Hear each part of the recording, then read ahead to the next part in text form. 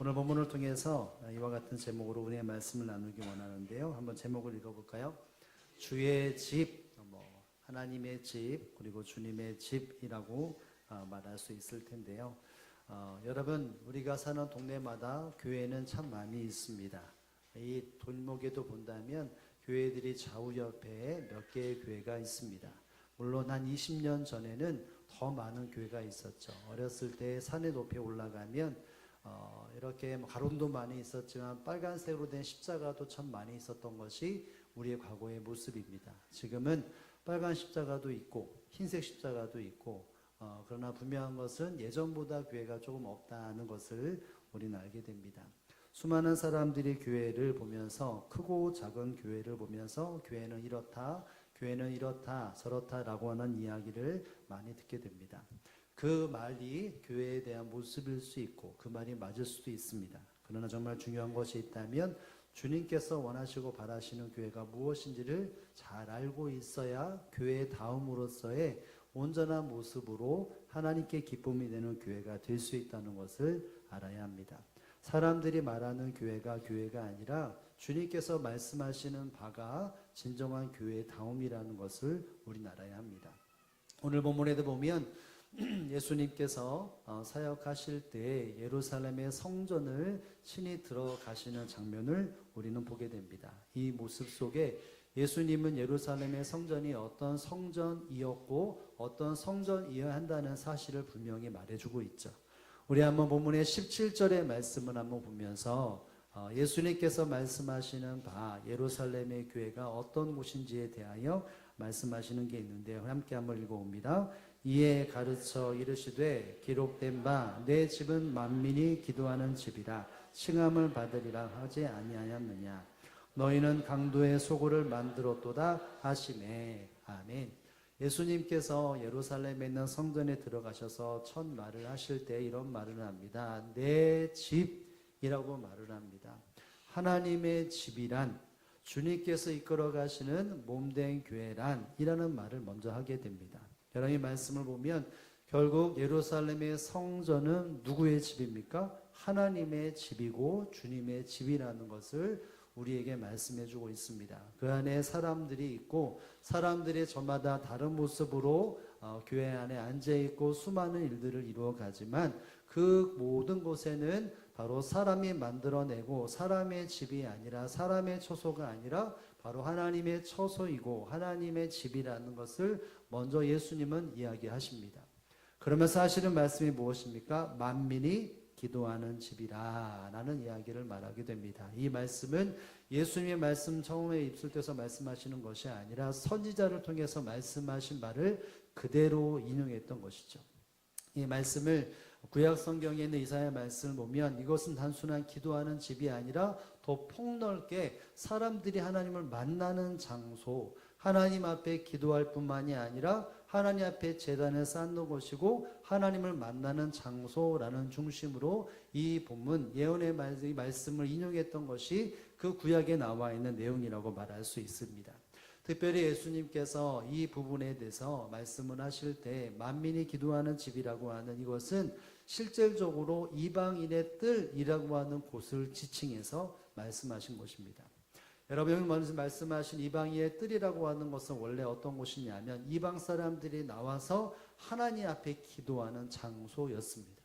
그런데 이 본문의 마지막에 나와 있는 것처럼 너희는 강도의 소굴을 만들었다 라고 하는 것, 그 이방인의 뜰에서 하나님의 백성이 되고 돌아오는 사람들이 하나님과 기도하고 교제하는 장소가 되어져야 되는데 그 장소로서의 활용하지 못하도록 잘못된 일을 꾸몄다라고 말을 합니다. 결국 예수님께서 말씀하시는 것은 성전은 바로 하나님의 집이고 주의 집이 분명하고 그의 뜻대로 교회가 세워지는 것이 진정한 주님의 뜻이고 주님께서 바라시는 예루살렘의 교회의 모습이라는 것을 우리에게 말해주고 있습니다. 여러분 그렇다면 이 말씀을 통해서 우리가 섬기는 교회와 또 그 안에 있는 우리가 성도로서의 교회를 어떠한 마음으로 또 봐야 되고 또 신앙생활 예배제단을 어떻게 써야 할지를 한번 생각해 보면서 내가 원하는 교회가 아니라 주님의 집으로서의 교회가 무엇인지를 한번 살펴보면서 우리의 신앙생활과 우리의 신앙이 터져있는 교회가 어떻게 되어야 할지를 한번 살펴보며 은혜를 나누기를 원합니다. 여러분, 첫 번째로 예수님께서 말씀하시는 말을 우리가 생각하다 보면 주의 집은 어떤 곳입니까? 바로 이와 같은 곳입니다. 한번 읽어봅니다. 사람의 이익이 아닌 하나님의 영광을 위하는 곳이 바로 성전이라고 말할 수 있습니다. 15절의 말씀에 보면 우리가 너무나 잘 아는 말씀일 텐데, 예수님께서 성전에 올라가시면서 왜 기도하는 집이라 말할 수밖에 없는지에 대하여 그 환경이 바로 이랬기 때문인 것인데, 한번 읽어봅니다. 15절 말씀 다 함께 한번 읽어봅니다. 그들이 예루살렘에 들어가시니 예수께서 성전에 들어가사 성전 안에서 매매하는 자들을 내쫓으시며 돈 바꾸는 자들과 상과 의자를 둘러 엎으시며. 아멘. 여러분, 성전 안에 예수님이 가서 하신 것이 있다면 매매하는 자들을 내어 쫓으셨다라고 말합니다. 무엇인가 물건을 사고 파는 그 일들에 용사하고 있는 사람들을 바로 내어 쫓다. 물건을 사고 물건을 파는 사람들을 다 내어 쫓으셨다라고 말합니다.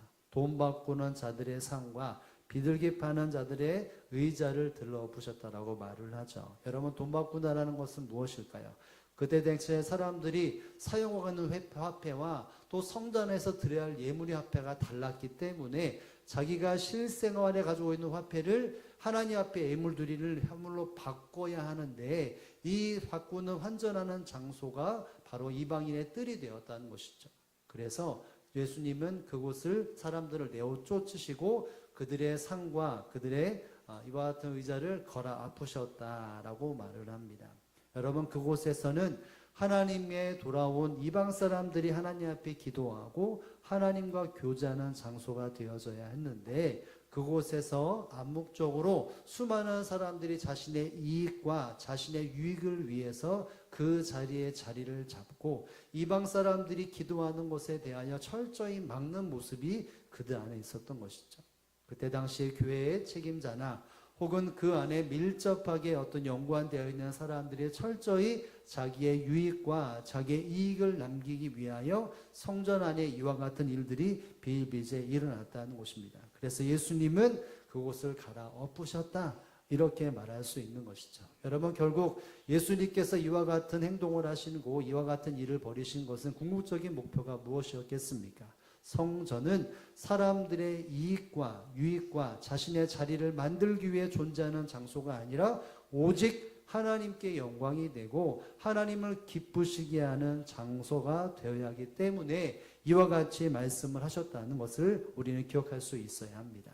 여러분, 성전은 철저히 하나님을 높이고 하나님의 뜻을 기리고 하나님을 영화롭게 하는 것이 바로 성전이고 하나님이 기뻐하시는 예배라는 사실들을 기억할 수 있어야 합니다.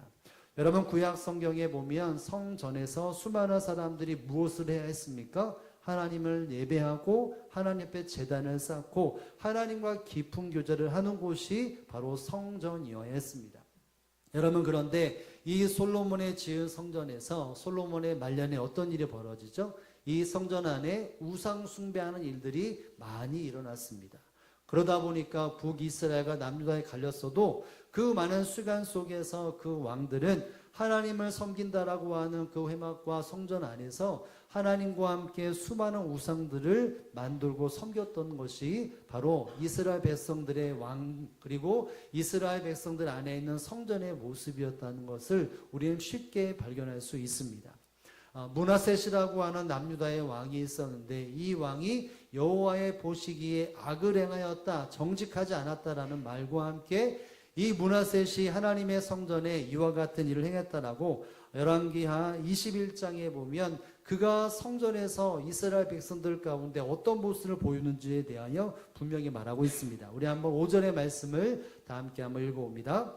여호와의 성전 두 하늘의 1월 성신을 위하여 제단을 쌓고. 아멘. 여러분, 여호와의 성전 두 마당에서 하나님 앞에 제단을 쌓아야 될 그 제단에서 1월 성신을 위해서 뭘 쌓았습니까? 제단을 쌓았습니다. 여러분, 1월 성신, 하나님 앞에 하나님을 제단을 쌓아야 되는데 달과 별에 대하여 그리고 하늘의 신에 대해서 같은 제단을 그곳에서 쌓았던 것이 바로 므낫셋의 왕이 행하였던 모습이었습니다. 뿐만 아니라 7절의 말씀 보면 좀 더 명확하게 또 이런 일들이 있다라고 말하는데요. 여러분 7절 말씀도 한번 읽어봅니다. 시작. 또 자기가 만든 아로새긴 아세라 목상을 성전에 세웠더라. 옛적에 여호와께서 이 성전에 대하여 다윗과 그의 아들 솔로몬에게 이르시기를 내가 이스라엘의 모든 지파 중에서 택한 이 성전과 예루살렘에 내 이름을 영원히 둘지니라. 아멘. 여러분 성전이라고 하는 것의 원래 목적은 바로 하나님의 이름이 둔 곳입니다. 하나님의 이름을 두었다는 것은 하나님의 임재와 하나님 앞에 나가고 하나님과 만나는 장소라는 것이죠. 하나님의 성전에는 하나님께 영광이 되어지고 하나님의 인자가 되어지는 장소여야 했는데 이 므낫셋은 자기가 만든 아로새긴 아세라 목상을 성전에 세웠다라고 말합니다. 이 아세라 목전은 다른 말로 말하면 우상을 만들었다는 것이죠. 여러분 므낫셋은 우상을 만들어서 1월 성신의 제단도 쌓고 하나님이 기뻐하지 아니하는 또 다른 신이라고 하는 그 대상을 하나님의 성전 안에 두어서 같이 섬겼습니다. 여러분 아세라 목상을 만드는 이 부분의 맨 앞부분에 보면 누가 이것을 만들었습니까? 자기가 만들었다라고 말합니다. 우상을 사람들이 왜 만들까요? 누구를 위해서? 그렇죠. 우상을 위해서 하는 것이 자기를 위해서 만든 것입니다. 여러분 성경상에 나오는 수많은 우상들, 오늘날 우상이라고 말하는 모든 것들 똑같이 생각한다 보면 모든 우상은 그 우상을 위해 만드는 것이 아니라 자기를 위해 만든 것입니다.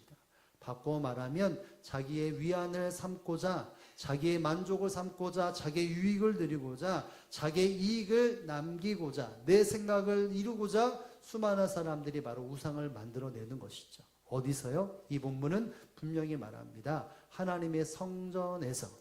여러분 예수님께서는 성전 안에 배매하는 자들을 자기의 이익을 갈아엎으셨듯이 여러분 구약의 수많은 환경 속의 사람들은 하나님을 섬기는 제단에서 자기 뜻과 판단과 이익과 유익을 위해 하나님의 제단을 활용하고 이용했던 것입니다. 남유다도 그랬고 북이스라엘도 그랬습니다. 여러분 그래서 하나님이 어떤 일을 행하셨습니까? 이 남유다에 있던 예루살렘에 있는 예루살렘의 성전의 귀금속을 다 하나님이 빼앗아서 가십니다. 이방민족들에 의해서 다 가져가시죠.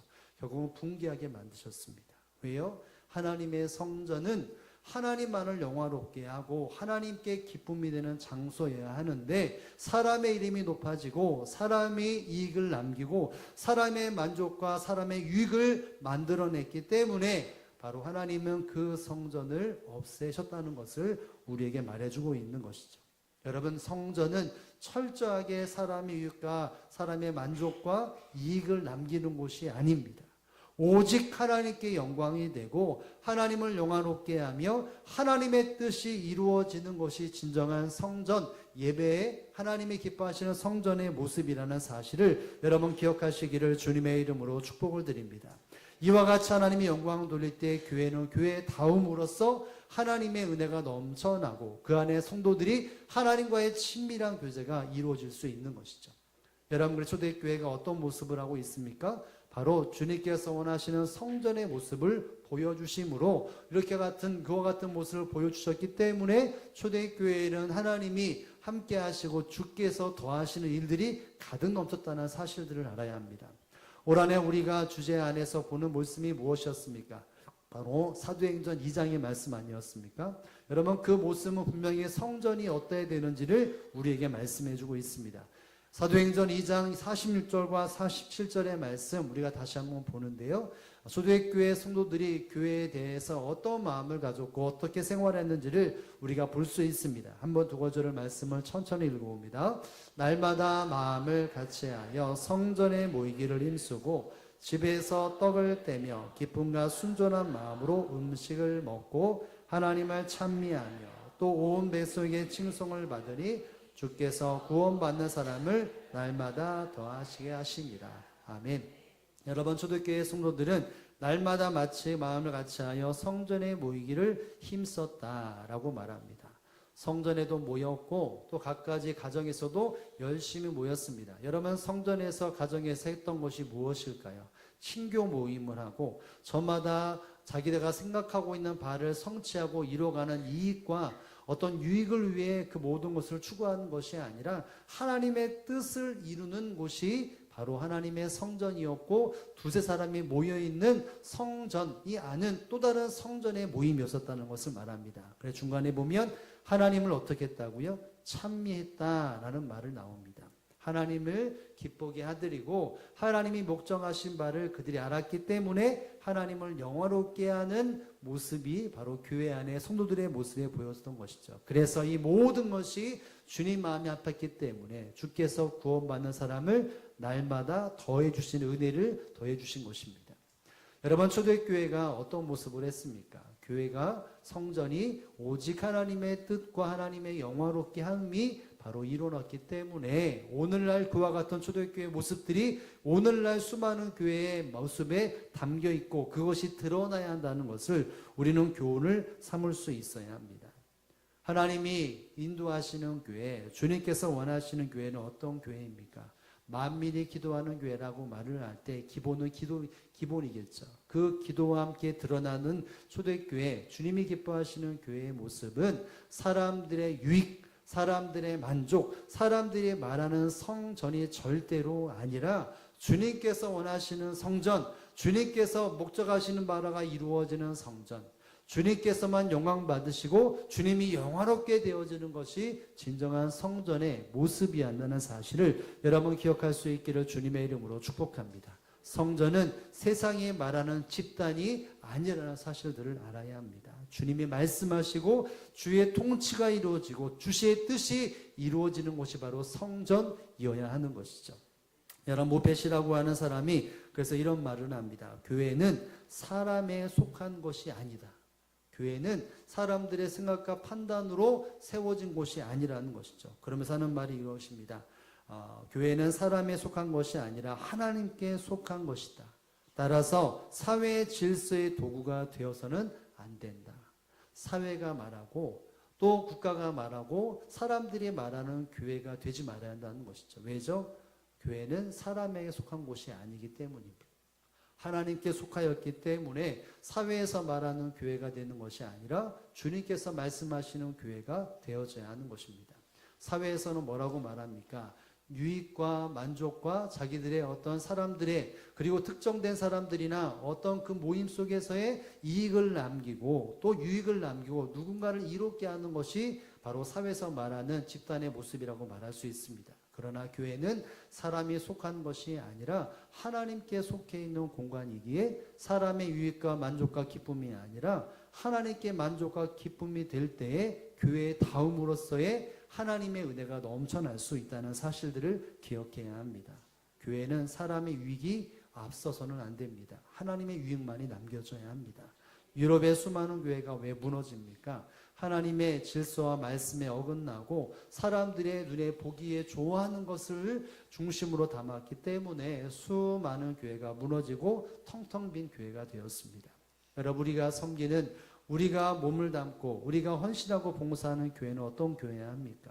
사람의 유익과 만족이 아니라 하나님의 유익과 영화로움과 뜻이 이루어지는 교회가 될 때에 이 마지막 시대에 진정 주님의 기쁨의 제목이 되고 말씀에 나와 있는 것처럼 칭찬받는 교회가 되는 것이고 주님께서 더해주시는 교회가 된다는 사실들을 기억하며 주님의 교회, 하나님의 교회는 사람을 높이거나 사람의 유익이 아니라 하나님의 유익과 하나님의 영광을 돌린다라고 하는 것을 마음속에 새기어 그와 같은 주의 교회, 하나님의 교회가 더욱더 되어져가는 저와 여러분의 삶이 또 신앙 여정이 되어지기를 주님의 이름으로 축복을 드립니다.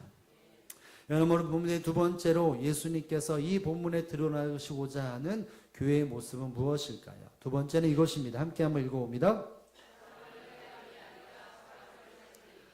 교회는 하나님의 성전은 사람을 해야 하는 곳이 아니라 사람을 살리는 곳이어야 합니다. 여러분, 성전 안에서 일했던 수많은 지도자란 사람들이 이와 같은 일들이 벌어지고 난 이후에 이 모습 속에 18절에 보면 이와 같은 일들이 드러나는 것을 보게 됩니다. 우리 한번 18절의 말씀을 다 함께 한번 읽습니다. 대제사장과 서기관들이 듣고 예수를 어떻게 죽일까 하고 꾀하니 이는 무리가 다 그의 교훈을 놀랍게 여김으로 그를 두려워함이로라. 아멘. 여러분, 교회 안에 임리 있고 또 언변이 있고 지도력이 있는 수많은 사람들이 이 성전에서 어떤 것을 꾸미게 됩니까? 누구를 죽일까 하고 예수를 죽일까 하고 이와 같은 꾀하는 일, 논의하는 일을 생각하는 것들이 교회 안에 성전에 있었다라고 말을 합니다. 하나님의 뜻에 대하여 그 말을 전하고 있는 그 예수님에 대하여서 어떻게 하면 예수를 죽일까? 어떻게 하면 저 생명을 취할까? 어떻게 하면 저처럼 해야 할까라고 하는 것이 바로 성전 안에서의 고민이었고 사람들의 생각이었습니다. 여러분, 이 모습이 왜 이렇게 드러났을까요? 여러분, 예수님께서 행하시는 모든 것들은 바로 그때 당시에 교회 안에 지도력이 있고 능력이 있었던 그 사람들을 직격적으로 그들이 잘못되라고 하는 잘못됐다라고 하는 것을 말로 행동으로 예수님이 표현하셨기 때문인 것이죠.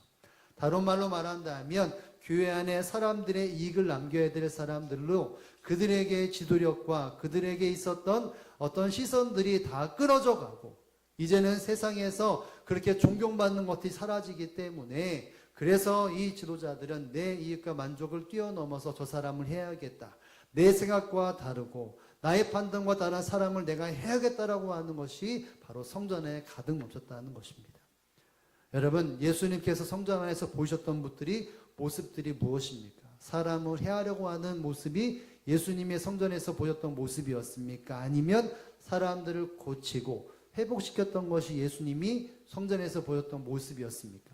여러분, 예수님이 하셨던 모습은 사람을 해하고 사람을 멸망시키는 것이 아니라 사람을 살리고 사람을 회복해 하시는 것이 바로 예수님께서 성전 안에 보이셨던 또 사역하셨던 모습이 아니겠습니까? 여러분, 구약의 성경도 마찬가지 아닙니까? 어떻게 하면 하나님이 사람들이 하나님께 나아가느냐, 그 길을 열어놓아서 죽을 자들이 회복을 받고 병든 자들이 회복을 받고 해함이 아니라 사람을 살려고 회복하게 하셨던 것이 바로 성전의 기능이었습니다. 예수님께서도 그와 같은 중심을 가지고 바로 말씀을 하고 있는 것이죠. 그때 당시에 수많은 사람들은 성전의 저마다 이익에 따라서 사람을 해하고 사람을 짓누르고 사람을 회복해 하는 것이 아니라 소송케 하는 것이라 생명을 살리는 것이 아니라 철저하게 사람들을 해야 하는 것이 그때 당시의 교회의 모습이었다는 것을 기억해야 합니다. 예수님은 수많은 사람들에게 성전이 어떠해야 하는 것을 수많은 사건과 일들로서 보여주지 않으셨습니까? 말씀을 가르치시고 무지한 사람들에게 주님의 말씀이 무엇이고 순종해야 될 말씀이 무엇인지 그러면 사람을 살리고 사람을 일깨우는 것이 예수님의 성전에 생활했던 모습이었습니다. 그리고 또 하나는 말씀드렸다시피 병자들을 고치시는 것이었죠. 마태복음 21장 14절에 보면 예수님께 성전에서 무엇을 하는지에 대해서 이렇게 예를 발견할 수 있습니다. 한번 읽어봅니다. 시작. 맹인과 저는 자들이 성전에서 예수께 나오매 고쳐주시니. 아멘. 여러분, 예수님이 성전에 계실 때 누가 예수님 앞에 나왔습니까? 맹인과 저는 자들, 육신의 질병이 있고 온전치 못한 사람들이 바로 성전에 나올 때에 예수님은 그들을 다 고쳐주셨습니다. 그들의 신앙과 믿음을 점검하면서 주님을 의지하는 마음을 가지고 주님께서 전적으로 은혜와 은총으로 모든 사람들을 고쳐주셨고 영적인 질병까지 예수님은 고쳐주시는 것이 바로 성전 안에서의 행하시는 사역의 모습이었다는 것을 우리가 알 수 있습니다. 여러분, 성전은 바로 사람을 해야 하는 곳이 아니라 사람을 살리고 사람을 회복해 하고 사람을 온전케 하는 곳이 바로 성전이라는 사실들을 알아야 합니다. 성전 안에는 좋은 사람, 탁월한 사람도 있지만 그렇지 못한 사람도 존재합니다. 수많은 위치 속에서 저마다 다른 생각을 가지고 있는 사람들이 있기 때문에 내가 온전하지 않든 수많은 사람들이 온전하지 않는 모습을 가지고 살아갑니다. 그 모습 속에서 한 사람 한 사람이 주님의 사랑으로 회복되어지고 온전케 되는 것이 바로 교회의 모습인 것이죠. 그래서 이것에 가장 직접적인 어떤 과정이 있다면 그것은 바로 용서라고 말할 수 있습니다. 서로 화답하고 서로 용납해주고 서로 세워주는 것이 바로 용서라고 말할 수 있는데, 여러분, 우리는 베드로가 예수님 앞에 이런 질문을 한 것을 기억하지 않습니까? 예수님, 형제가 잘못하고 나에게 온다면 내가 몇 번이나 용서해야 합니까? 이런 질문을 합니까? 안 합니까? 합니다. 그 말을 할 때 예수님 뭐라고 말씀하시죠? 그렇죠. 70번씩 7번 용서해 주라라는 말을 합니다. 너에게 다가와서 용서를 구하면 끝까지 용서해 주라는 것이죠. 너에게 잘못하고 너에게 수많은 억울한 일을 행하였는데 그가 돌아오면 그들을 받아주고 용서하라. 보다듬어 주어라. 그 사람을 회복케 하고 그 사람을 온전케 하라. 이와 같은 것이 교회의 모습이었던 것입니다. 여러분, 바로 마태복음 18장에 이 얘기 나옵니다. 마태복음 18장 21절부터 이 베드로와 예수님의 대화 장면이 나오는데, 여러분 이 앞부분에 어떤 내용이 나오는지 아십니까? 너 형제가 잘못을 하면 그 형제를 불러다가 1대1로 무엇이 잘못되는지 일깨워주라, 이런 말을 합니다. 그것이 안 되면 어디까지 하느냐?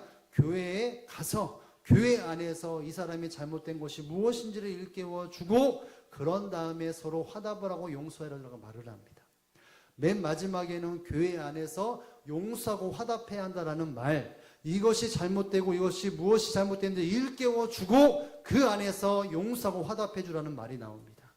이 말씀의 끝이 바로 18장 20절이고 이것이 연결되어져서 베드로가 21절에 21절에 그와 같은 예수님 내 형제가 잘못하면 몇 번이나 용서합니까? 이 말이 나옵니다. 그런데 여러분 마태복음 18장 20절 이 앞과 이 중간에 되어 있는 말씀이 어떤 말씀인지 아십니까? 바로 이 말씀입니다. 마태복음 18장 20절의 말씀인데요. 한번 읽어볼까요? 시작. 두세 사람이 내 이름으로 모인 곳에는 나도 그들 중에 있느니라.